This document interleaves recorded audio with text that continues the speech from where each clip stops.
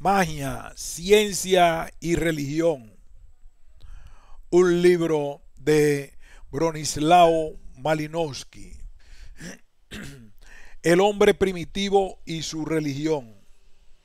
No existen pueblos, por primitivos que sean, que carezcan de religión o magia. Tampoco existe, ha de añadirse de inmediato, ninguna raza de salvajes que desconozca ya la actitud científica, ya la ciencia, a pesar de que tal falta les ha sido frecuentemente atribuida. En toda comunidad primitiva estudiada por observadores competentes y dignos de confianza, han sido encontrados dos campos claramente distinguibles: el sagrado y el profano. Dicho de otro modo, el dominio de la magia y la religión y el dominio de la ciencia. Por un lado, hallamos los actos y observancias tradicionales, considerados sacros por los aborígenes y llevados a efecto con reverencia y temor, encercados además por prohibiciones y reglas de conductas especiales.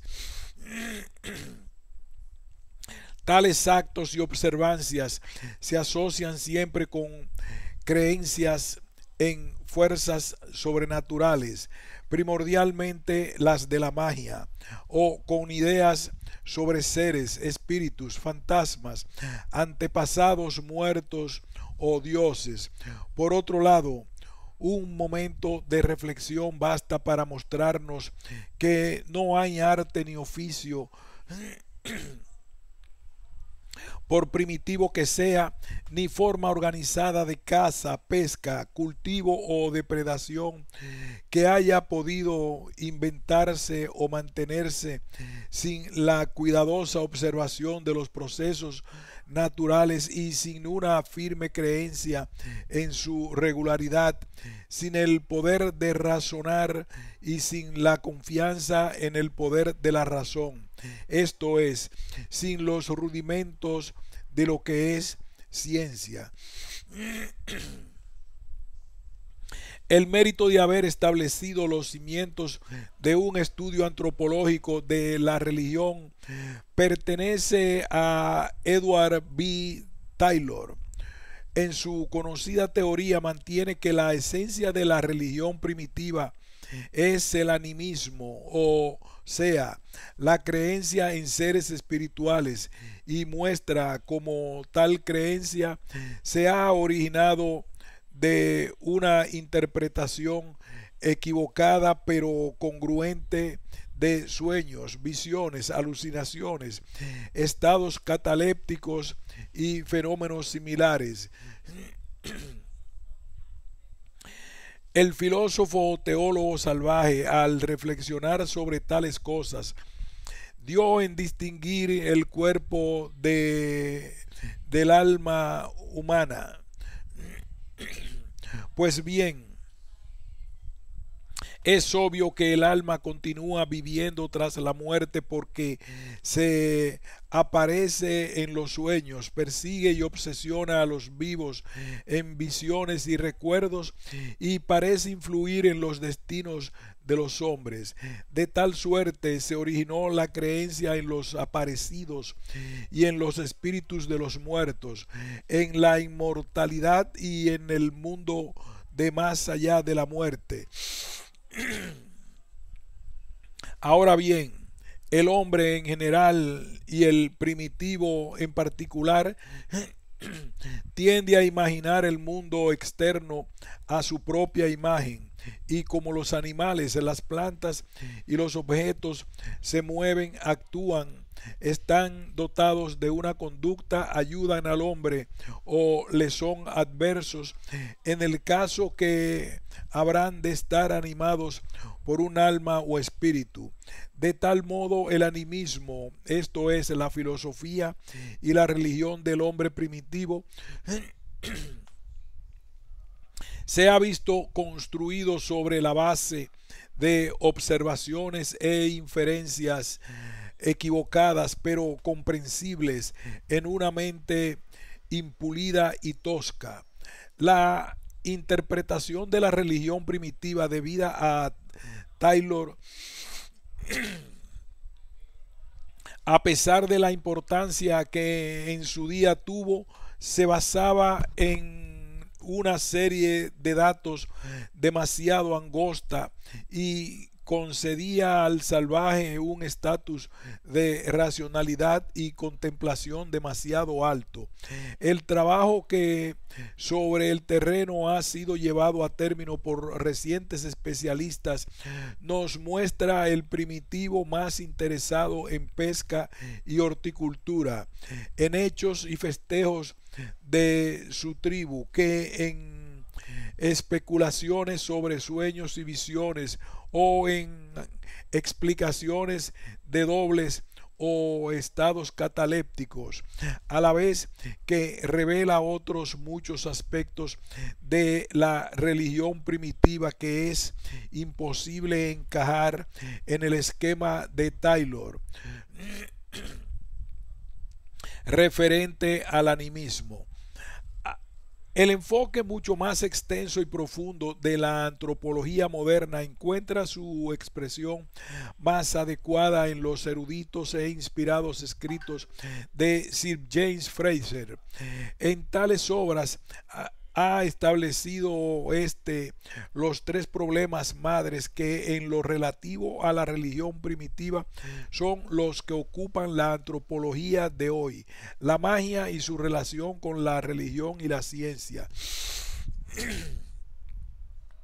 el totemismo y el aspecto sociológico del credo salvaje, los cultos de la fertilidad y la vegetación.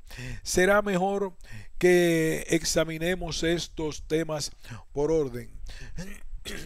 El libro de Frazer, La rama dorada, ese gran código de la magia primitiva, muestra con claridad que el animismo no es la única ni tampoco la dominante creencia de la cultura salvaje. El primitivo busca ante todo consultar el curso de la naturaleza para fines prácticos y lleva a cabo tal cosa de modo directo por medio de rituales y conjuros, obligando al viento y al clima, a los animales y a las cosechas a obedecer su voluntad. Solo mucho después, al toparse con las limitaciones del poder de su magia, se dirigirá a seres superiores con miedo o con esperanza, en súplica o en desafío. Tales seres superiores serán demonios, espíritus de los antepasados o dioses. Es en esa distinción entre lo que por una parte es control directo y por otra propiciación de poderes superiores donde Sir James Frazer ve la diferencia entre magia y religión. La magia basada en la confianza del hombre en poder dominar a la naturaleza de modo directo es en ese respecto pariente de la ciencia.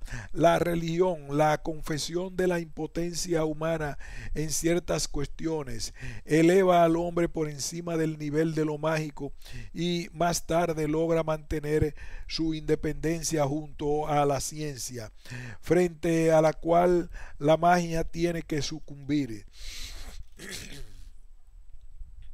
En esta teoría de la religión y la magia ha sido el punto de partida de los más modernos estudios consagrados a esos temas gemelos.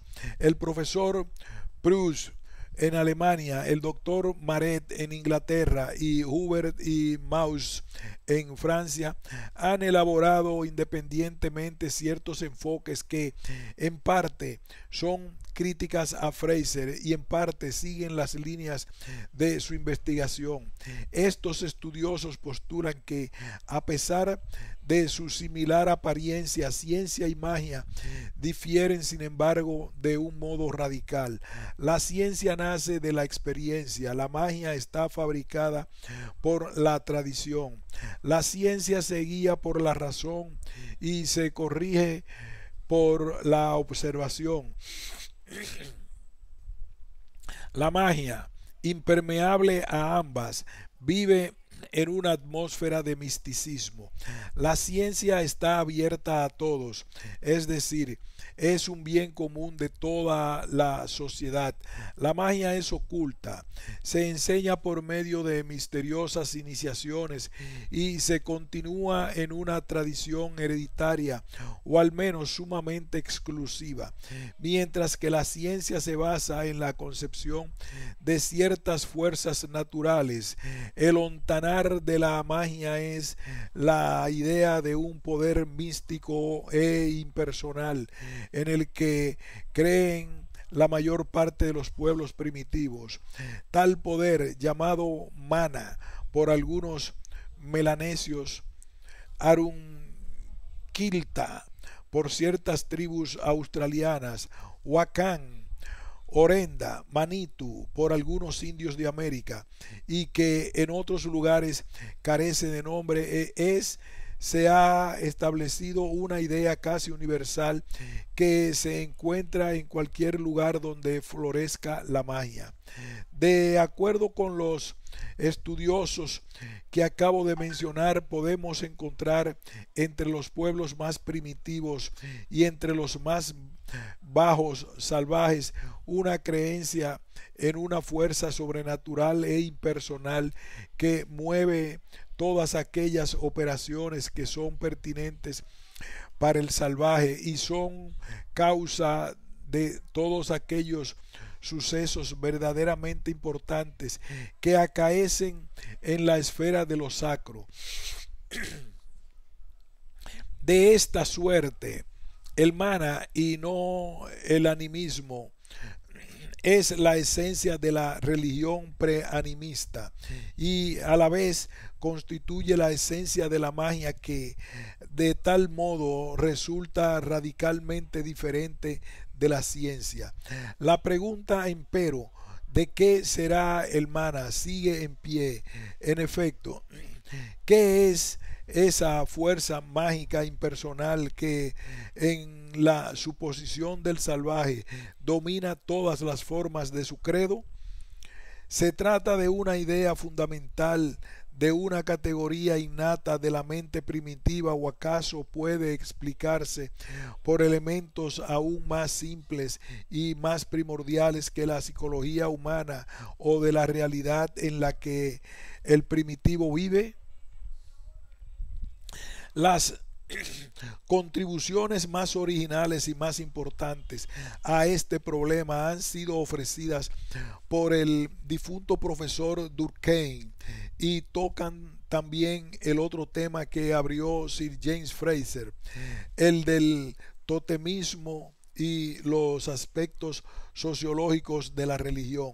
El totemismo, citando la clásica definición de Frazer, es una íntima relación cuya existencia se supone, por un lado, entre un grupo de gentes emparentadas y una especie de objetos naturales o artificiales por el otro, objetos a los que se llama tótems del grupo humano. De suerte que el totemismo tiene dos caras. Es un modo de agrupamiento social y un sistema religioso de creencias y prácticas, cual la religión expresa el interés que el hombre primitivo confiere a lo que le rodea, el deseo de postular afinidades y de dominar los más importantes objetos. Por encima de todo, las especies vegetales o animales, más raramente objetos inanimados que son útiles y por fin y por gran frecuencia cosas que son productos de su propia industria. Como regla general, las especies de animales y plantas que constituyen el alimento cotidiano o en todo caso los animales comestibles o útiles comparten una forma especial de reverencia totémica y son tabúes para los miembros del clan que está asociado con esa especie y que en ocasiones lleva a efecto ritos y ceremonias destinados a favorecer su multiplicación. El aspecto social del totemismo consiste en la subdivisión de la tribu en unidades menores, apellidadas en antropología clanes, gentes, cibas o fratrías.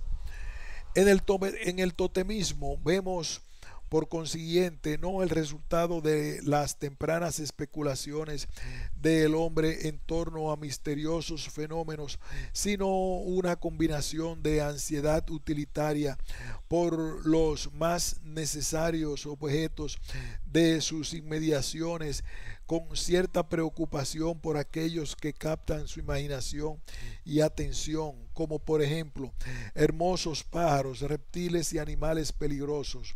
Merced a nuestro conocimiento de lo que puede llamarse la actitud totémica de la mente, la religión primitiva se ve más cerca de la realidad y de los intereses prácticos de la vida del salvaje que lo que parecía en su aspecto animista, cual lo acentuaron Taylor y los primeros antropólogos. Mediante su aparentemente extraña asociación con una forma problemática de división social, me estoy refiriendo al sistema de clanes, al totemismo. Ha enseñado además otra lección a la antropología, le ha revelado la importancia del aspecto sociológico en todas las formas culturales tempranas. El salvaje depende del grupo con el que directamente está en contacto, a la vez para la cooperación en lo práctico y para la solidaridad en lo mental, y tal dependencia es mucho mayor que la del hombre civilizado, siendo el caso que, cual puede apreciarse en el totemismo, la magia y muchas otras prácticas, el culto primitivo así como el ritual están cercanamente relacionados con preocupaciones prácticas y con necesidades mentales. Tiene que haber una conexión íntima entre la organización social y el credo religioso. Tal cosa ya la entendió aquel pionero de la antropología religiosa que fue Robertson Smith, cuyo principio de que la religión del primitivo era esencialmente asunto de la comunidad y no de los individuos, se ha convertido en un leitmotiv de la investigación moderna. De acuerdo con el profesor Durkheim, quien postuló este enfoque con gran energía, lo religioso es idéntico a lo social, pues de una manera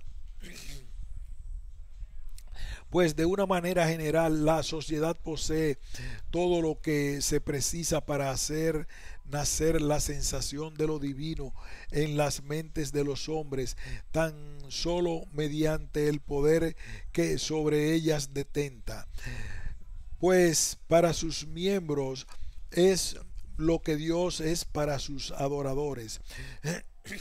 El profesor Durkheim llega a esta conclusión mediante el estudio del totemismo, del que cree que se trata de la más antigua forma de religión, de tal forma que el principio totémico, que es idéntico al mana y al dios del clan, no puede ser otra cosa sino el clan mismo.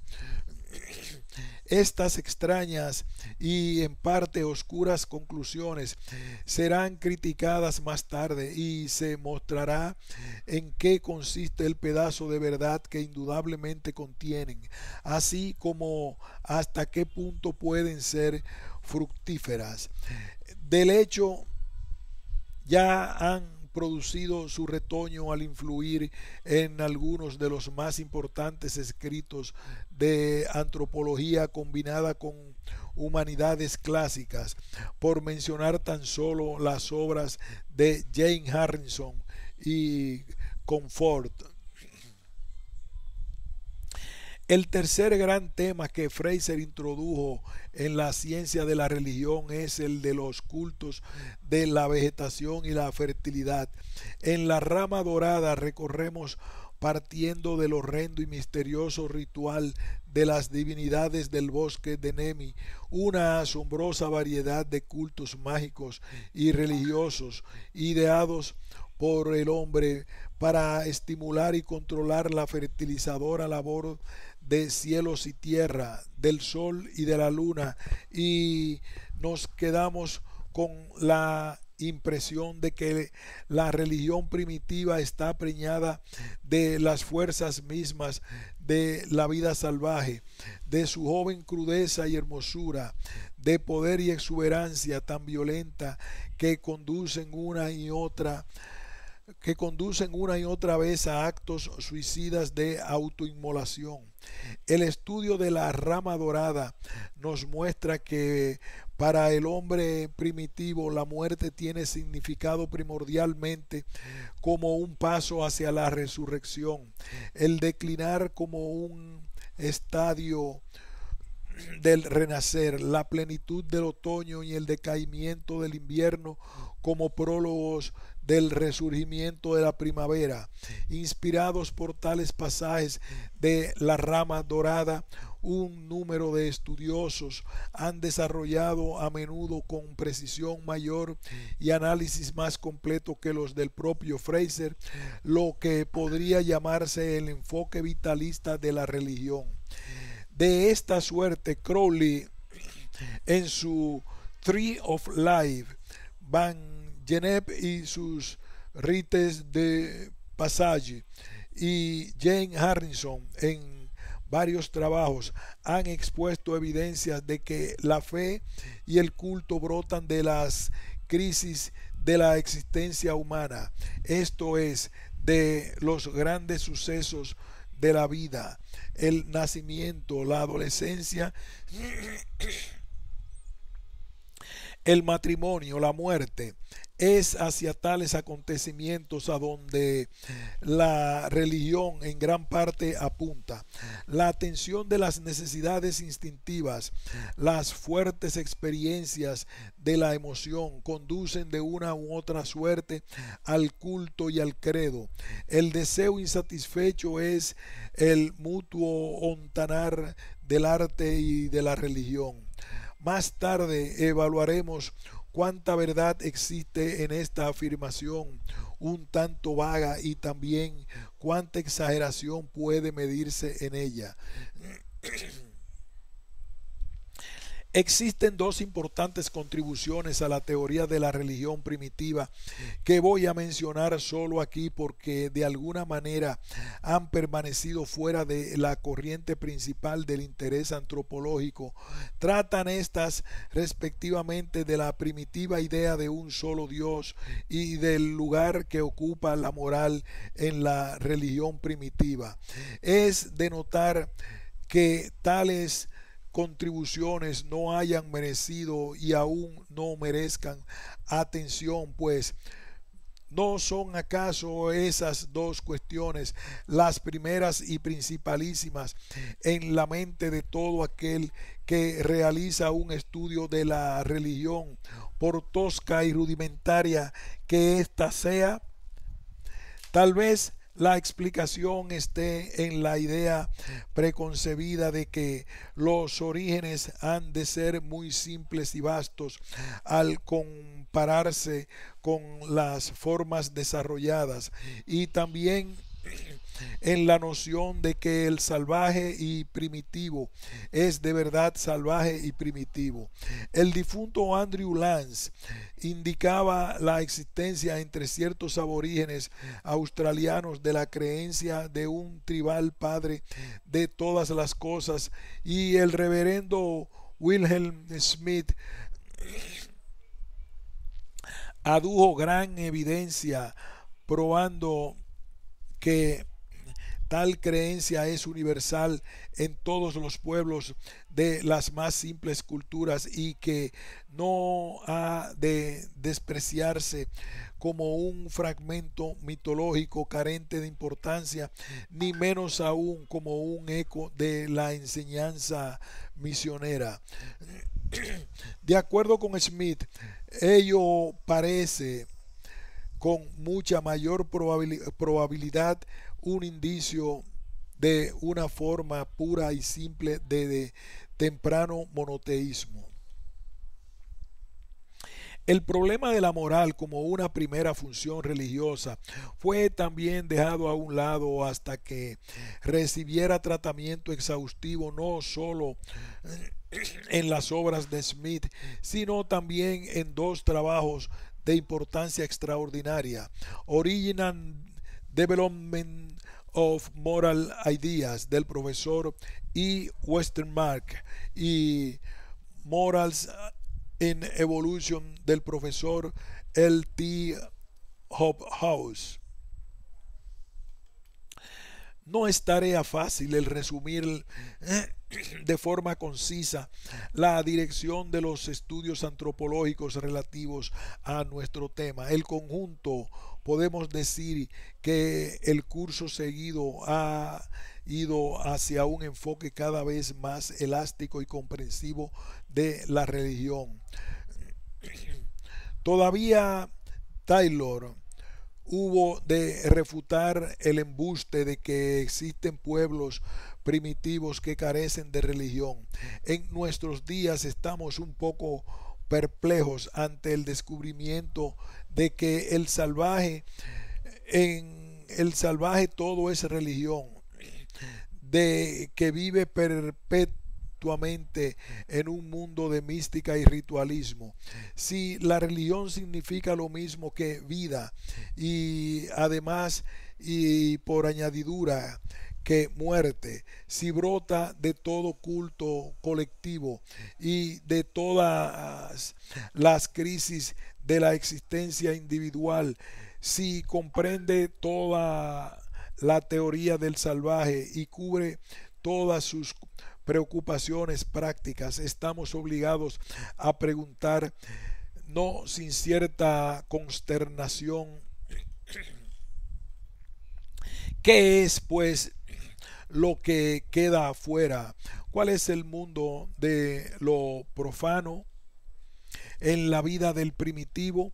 Este es un problema de primera importancia sobre el que la moderna antropología, como puede verse por el rápido examen que hemos expuesto arriba, ha arrojado, merced a este número de enfoques contradictorios, cierta confusión. Podremos contribuir a solucionarlo en el próximo apartado.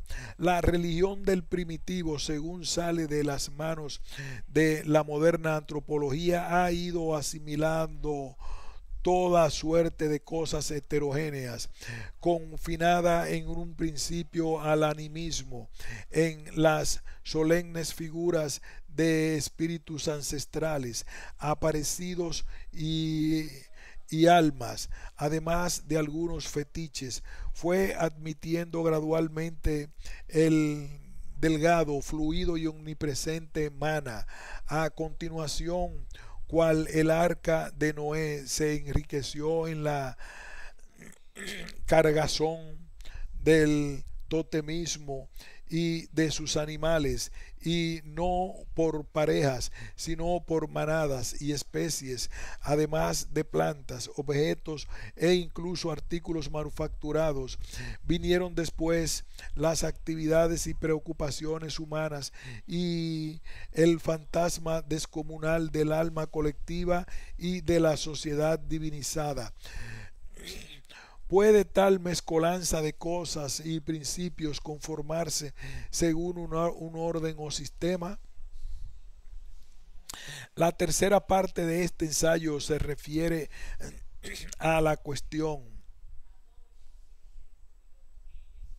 hay un logro de la moderna antropología que no hemos de negar el reconocimiento de que magia y religión no son solamente doctrina y filosofía, ni cuerpo intelectual de opiniones, sino un modo especial de conducta, una actitud pragmática que han construido la razón, la voluntad y el sentimiento a la vez, de la misma suerte que es modo de acción, es sistema de credo y fenómeno sociológico, además de experiencia personal. Pero todo esto, la relación exacta entre las contribuciones que a la religión le vienen de lo social y de lo individual, no está claro, como hemos visto, por las exageraciones que a ambos lados han sido cometidas. La futura antropología tendrá que tratar estas cuestiones y solamente no será posible en este corto ensayo sugerir algunas soluciones e indicar ciertas líneas de discusión. El dominio racional que el hombre logra de su entorno. El problema del conocimiento primitivo se ha visto singularmente descuidado por la antropología. Los estudios sobre la psicología del salvaje se han confinado exclusivamente a la religión primitiva, mitología y magia. Tan solo recientemente las obras de varios estudiosos ingleses, alemanes y franceses, en especial las osadas y brillantes especulaciones del profesor Lévi-Brühl, han dado ímpetu al interés del científico por lo que el salvaje hace en su más sobrio estado mental. Los resultados han sido en verdad sorprendentes. El salvaje, nos dice el profesor Lévi-Brühl, por poner sus enunciados en pocas palabras, carece en absoluto de tal sobriedad mental y está sin remisión y de todo completo, inmerso en un marco espiritual de carácter místico, incapaz de observación desapasionada y congruente, horror del poder de abstracción y con el obstáculo de una desidia aversión al razonamiento, no consigue extraer beneficio alguno de la experiencia ni construir o comprender siquiera las más elementales leyes de la naturaleza. Para mentes así orientadas no hay hecho alguno que sea meramente físico. Tampoco existirá para ellas ninguna idea clara de sustancia y atributo, de causa y efecto, de identidad y contradicción.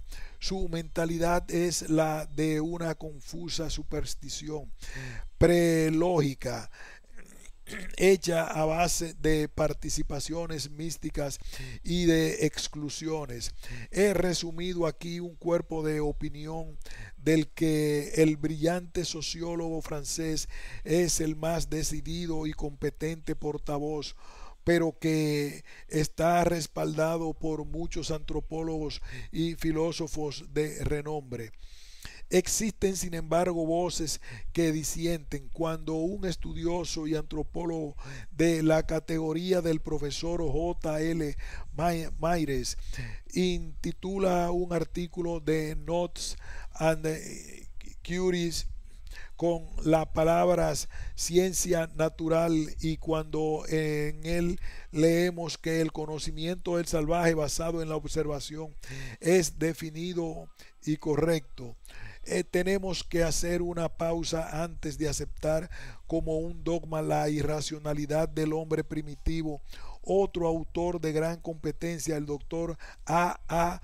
Goldwasser, al hablar de los descubrimientos,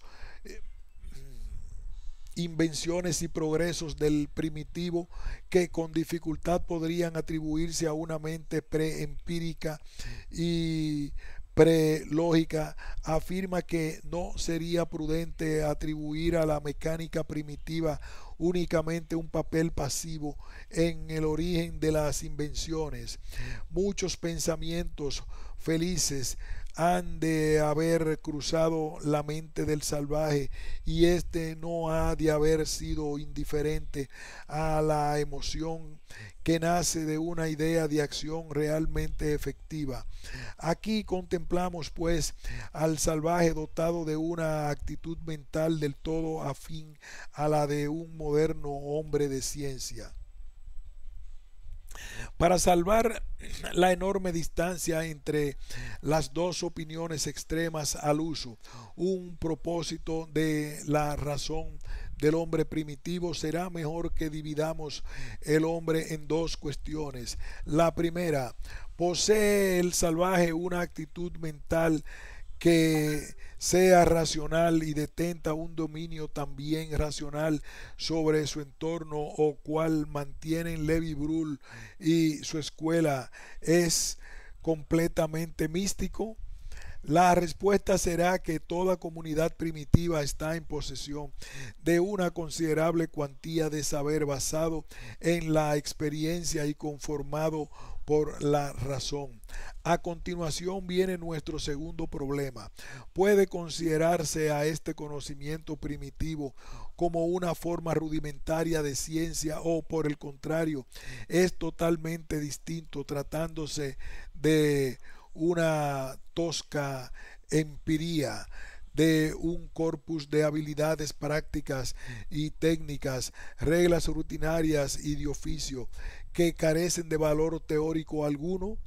Esta segunda cuestión, que es epistemológica antes que perteneciente al estudio del hombre, será ligeramente estudiada al final de este apartado, y a ella daremos solo una respuesta provisional. Al referirnos al primer problema, hemos de examinar el lado profano de la vida, las artes y oficios y actividades económicas, y trataremos de descubrir en todo ello un tipo de conducta claramente separada de la religión y la magia, y basada en el conocimiento empírico y en la confianza en la lógica.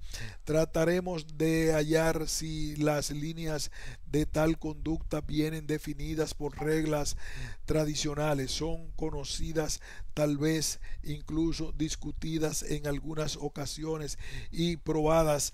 Investigaremos si el escenario sociológico de la conducta racional y emotiva difiere del ritual y el culto. Ante todo preguntaremos: ¿distinguen los nativos los dos terrenos y los mantienen separados, o está el campo del conocimiento continuamente invadido por la superstición, el ritualismo, la religión y la magia?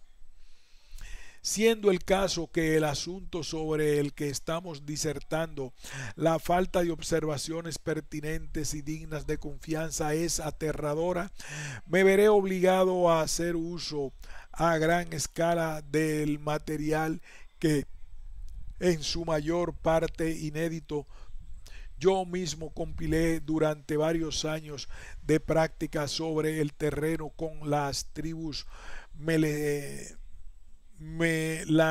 melanesias y papúo-melanesias del este de Nueva Guinea y de archipiélagos adyacentes.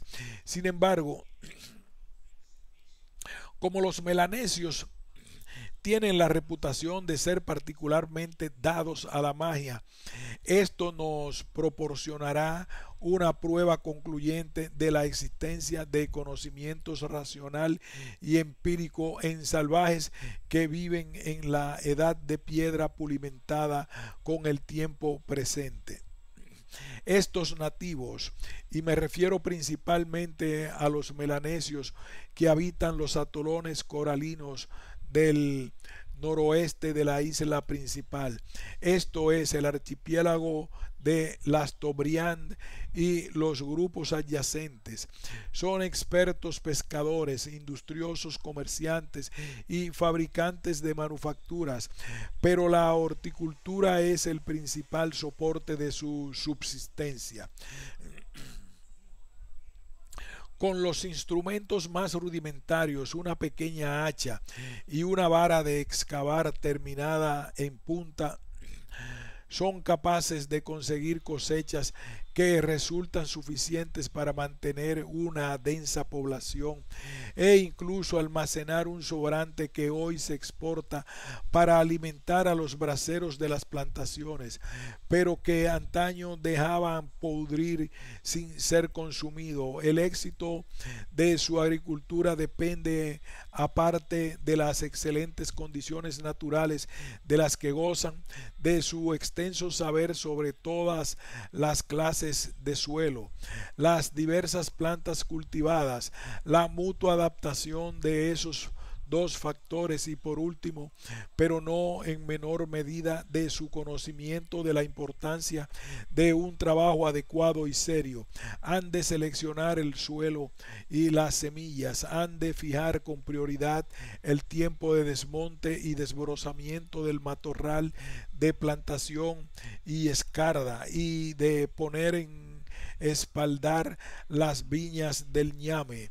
En todo esto se guían por un conocimiento claro del tiempo y las estaciones, las plantas y las enfermedades, el suelo y los tubérculos, y por la convicción de que tal saber es cierto y seguro, de que se puede contar con él y de que es menester obedecerlo escrupulosamente. Sin embargo, en medio de todas estas actividades encontramos la magia, esto es, una serie de ritos realizados año tras año en los huertos de acuerdo con una secuencia y de orden rigurosos.